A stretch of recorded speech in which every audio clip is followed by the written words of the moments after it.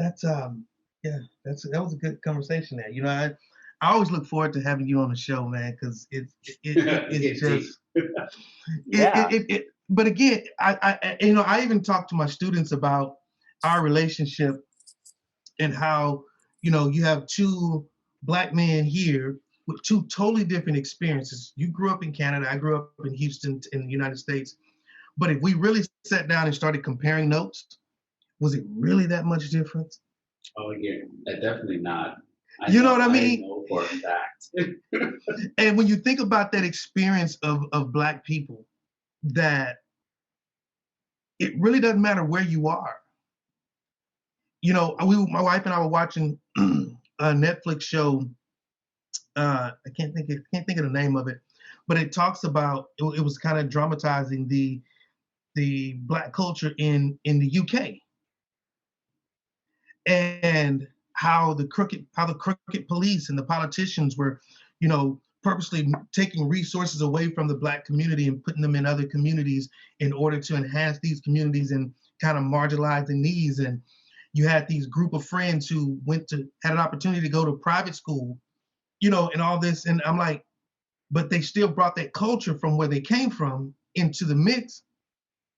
And I told my wife, I said, you wouldn't think of UK. I know people, who left America to go there saying, oh, it's a better chance to go to Europe to live as a black person. But is it really? You know what I mean? It's like that that is probably the most universal thing around this globe, is that they don't want. And I know people are going to say it's generalizing, but it's like, for some reason there's a conspiracy against the black man and the black woman excelling in society to a point that that rivals that rivals our European counterparts. We don't call people in America, we call black American. You have Japanese American, Chinese American, Latin American, but you don't have white Americans. They're not Italian Americans. They're not. Why? Why do you brand and label everyone else but not yourself? You know what I mean? And it's like, it just, like I say, it caused me this year to really do more reading on the history of my people. My daughter's been saying, Daddy, we need to take a DNA test to find out exactly where our people came from, and da da da da da. And I'm like, part of me wants to do it, um, just to kind of know, because again, when you're stripped of everything, the only experience that I have, as far as I go back, is my great grandparents who were slaves. Their brothers and sisters who were slaves.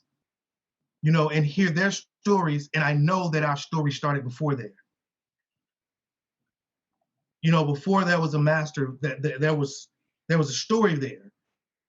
And whereas most people, when they build these legacies and things are passed down from family to generation to generation to generation, they're tracing their roots back.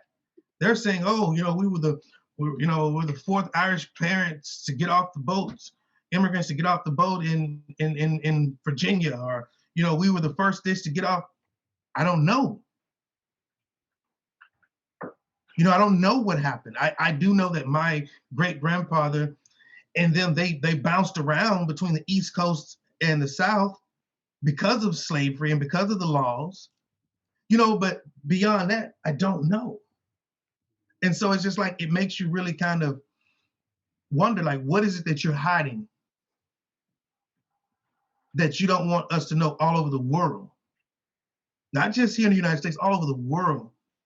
What is it about the Black experience that the Black experience, even though you say you don't like it, is proof positive that you do, because hip hop is the most dominant genre of music on the planet. It succeeded rock and roll 5 years ago. So you think about that on the planet, that everything is influenced by Black culture.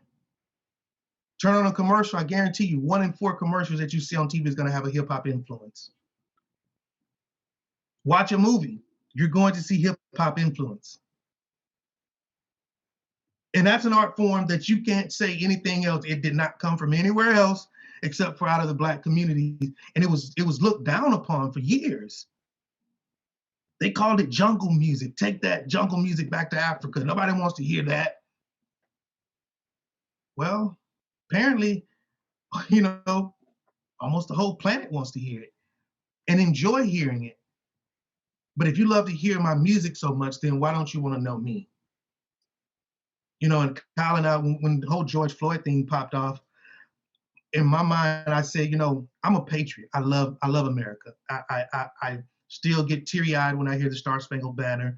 I stand and I give reverence to the flag every time I'm supposed to do it.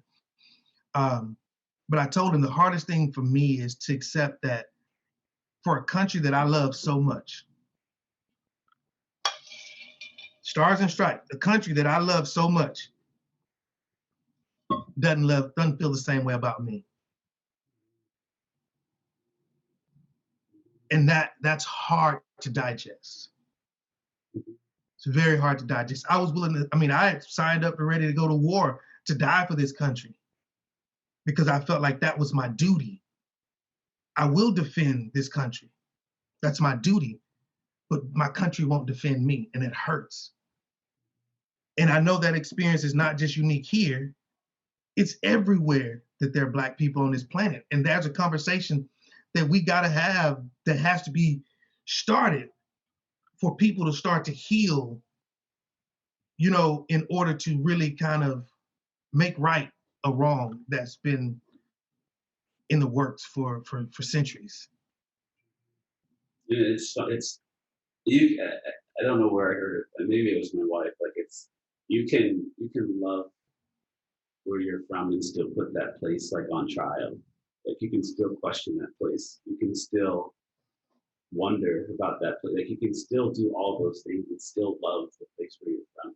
You know what I mean? I think people, at least now I'm seeing it more, people get so up in arms about the questions you have about racism in a specific place, whether it's like the school system, whether it's about your country or your community or whatever. And they forget that it's coming from a place of, it's still coming from a place of love. It doesn't mean you hate that place. Or maybe you do, but at the same time, if you can do both, it's okay to do both. I think people often forget that. And it tells, and I think that in itself tells you so much more about that individual and their way of thinking. If they believe that just because you're putting them on trial or you're asking the question, it means that you hate where you're from or you hate the place that you're working. I think that's it's an easy way to go out when I think about it. But I agree, Will. I really do.